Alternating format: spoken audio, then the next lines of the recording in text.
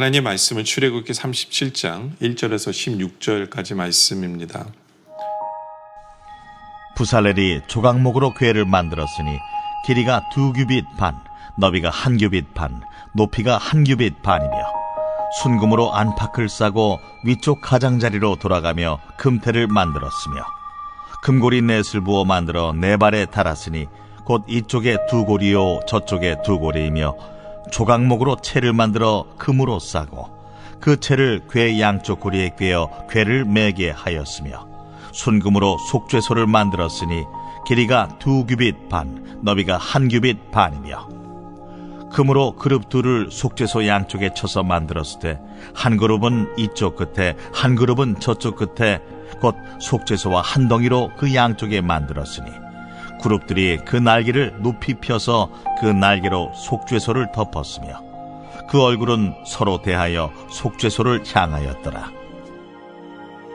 그가 또 조각목으로 상을 만들었으니 길이가 2규빗, 너비가 1규빗, 높이가 1규빗 반이며 순금으로 싸고 위쪽 가장자리로 돌아가며 금태를 둘렀으며 그 주위에 손바닥 넓이만한 턱을 만들고 그 턱 주위에 금으로 태를 만들었고 상을 위하여 금고리 넷을 부어 만들어 네 발 위 네 모퉁이에 달았으니 그 고리가 턱 곁에 있어서 상을 매는 채를 꿰게 하였으며 또 조각목으로 상맬 채를 만들어 금으로 쌌으며 상 위에 기구 곧 대접과 숟가락과 잔과 따르는 병을 순금으로 만들었더라.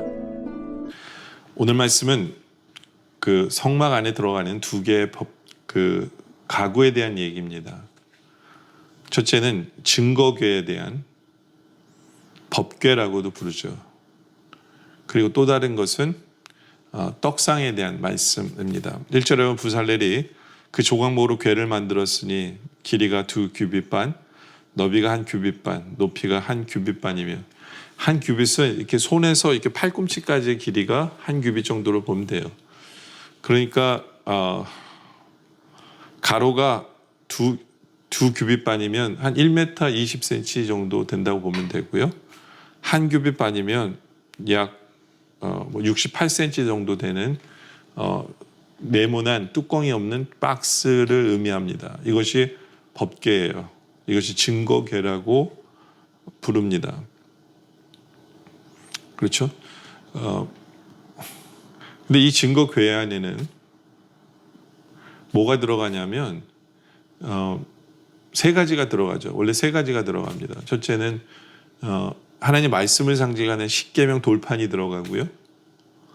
그리고 하나님께서 광야에서 이스라엘 백성을 인도하신 것을 증명하는 그 만나를 집어넣어 주시고 만나를 넣게 되고, 그리고 아론의 쌍난 지팡이, 그 지팡이로 수많은 이적을 행해서 이스라엘 백성을 인도하셨잖아요. 그 세 가지가 들어갑니다. 예. 그러면서 이 법궤가 상징하는 건 뭐냐면 하나님의 임재를 상징하는 거거든요. 하나님의 임재를 상징해요. 그러니까 우리가 하나님의 임재 속에 산다라는 것은 이 세 가지를 보면 우리가 알 수가 있어요. 우리는 어떻게 하나님의 임재를 체험하며 사느냐 하면 말씀을 통해서, 그렇죠? 하나님의 말씀을 우리에게 주시는 것을 통해서 하나님의 임재를 우리는 체험하며 살아가요.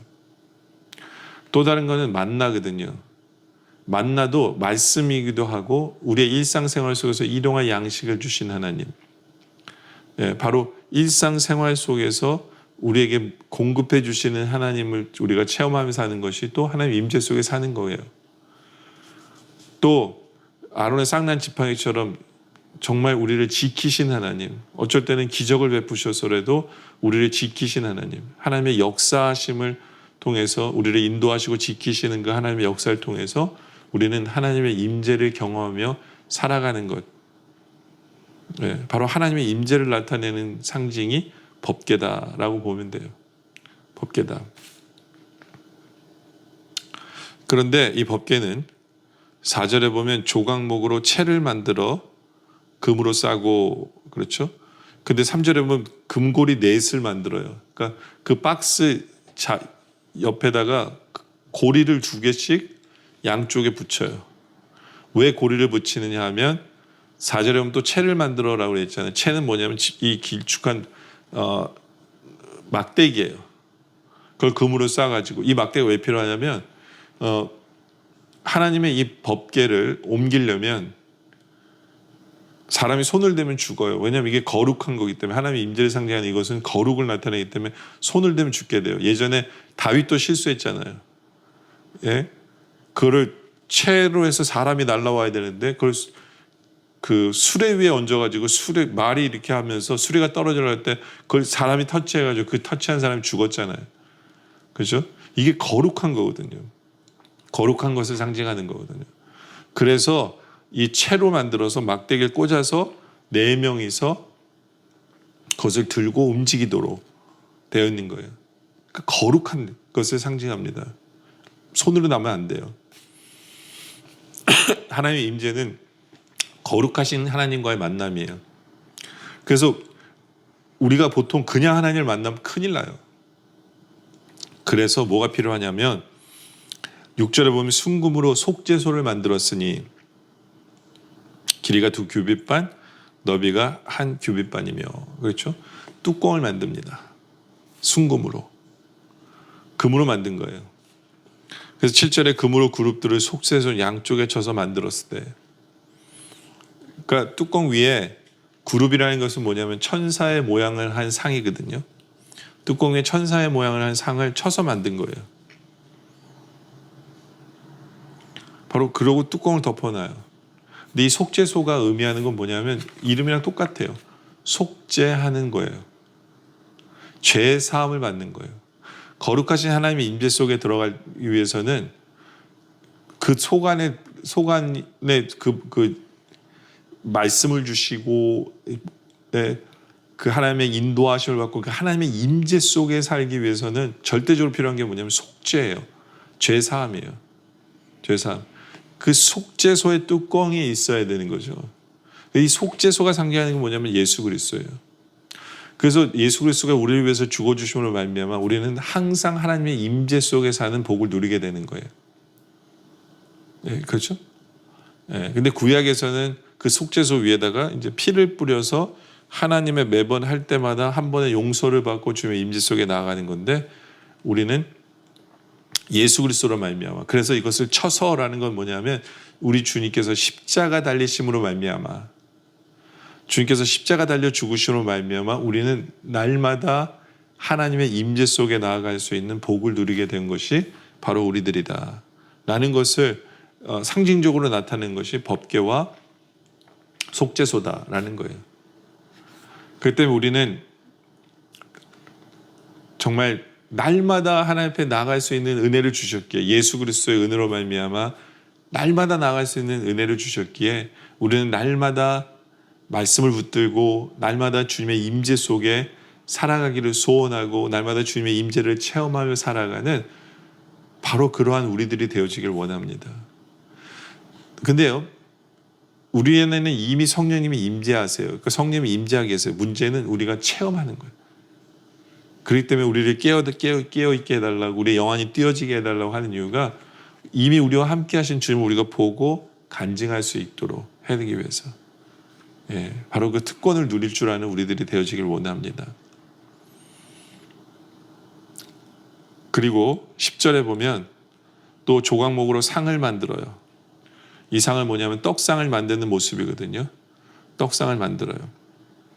떡을 올려놓는 상을 만들기 위한 겁니다.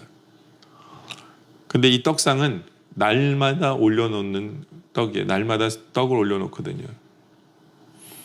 이 떡이 의미하는 게 뭐냐면 하나님의 말씀이에요. 하나님의 말씀이에요. 그러니까 우리는 떡을 먹는 것처럼, 떡을 매일 먹어야 되잖아요. 하루 3끼 먹어야 돼요. 매일 먹는 것처럼 하나님 말씀을 우리는 매일 붙들어야 돼요. 매일 먹어야 돼요. 하나님 말씀을 매일매일 먹을 줄 아는 그런 신앙생활을 해나가야 된다 라는 거죠. 네. 그러니까 하나님 말씀은 매일 먹어야 되고, 그리고 이것이 금상 위에 있어요. 금으로 쌓여진, 예. 근데 이게 조각목으로 만들었거든요. 조각목으로 만든, 그리고 11절에는 순금으로 쌓여 있어요. 그건 뭐냐면 조각목은 주님 예수 그리스도를 상징하는 거거든요. 주님의 은혜로 우리에게 주의 말씀이 주어지는 거고, 그리고 그것이 성령을 상징하는 순금으로 쌓여져 있기 때문에 성령님께서 우리에게 해석해 주시는 그 지혜의 말씀을 매일 먹는, 바로 그렇게 신앙생활을 해나가야 된다라는 것을 우리에게 말씀해 주는 부분이 떡상이거든요. 예.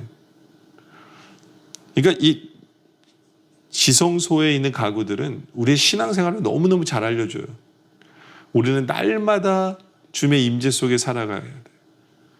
예, 주님의 보혈의 은혜로 속죄함을 받은 우리들은 이제는 날마다 지금도 나와 함께 하시는 성령님의 그 주님의 임재 속에 살아가는 우리들, 또 그러기 위해서는 날마다 매일매일 말씀을 먹는 성령님의 지혜로 성령님께서 지혜 주시고 해석해 주시는 그 지혜의 말씀을 날마다 먹음으로 말미암아 우리의 영혼이 배불러지고 우리가 건강하고 제대로 신앙생활을 해나가는, 그렇게 주님의 영광 속에 살아가는 바로 그러한 우리들이 되어지시기를 주님의 이름으로 축원합니다. 기도드리겠습니다. 아버지 하나님, 감사합니다. 예수 그리스도의 십자가의 보혈의 은혜로 말미암아 주님의 임재 속에 살아가고 있는 우리에게 감사합니다. 지금도 성령님이 내 안에 거하시듯이 이제는 우리의 눈이 띄어지고 우리가 깨어있어 나와 함께 하신 주님의 임재 속에 살아가게 하시고, 날마다 우리에게 일용한 양식을 주시고 우리의 삶 속에 역사하시는, 지키시고 보호하시고 인도하시는 그 주님을 보며 주님의 임재를 찬양하고 감사하며 살게 하시고, 날마다 우리에게 주시는 그 말씀을 받아 먹는 우리들 되게 하여 주시옵소서. 십자가의 은혜로 말미암아 주님의 말씀이 우리 귀에 들려지는 우리들, 정말 이제는 성령님께서 그 말씀을 풀어 우리 삶 속에 주시는 그 말씀을 제대로 받고 매일매일 먹는, 그렇게 신앙생활을 아름답게 기쁘게 즐겁게 해나가는 우리 모두 되게 하여 주시옵소서. 오늘 말씀에 감사드립니다. 계속되는 기도 속에 함께하여 주시옵소서. 예수님의 이름으로 기도드립니다. 아멘.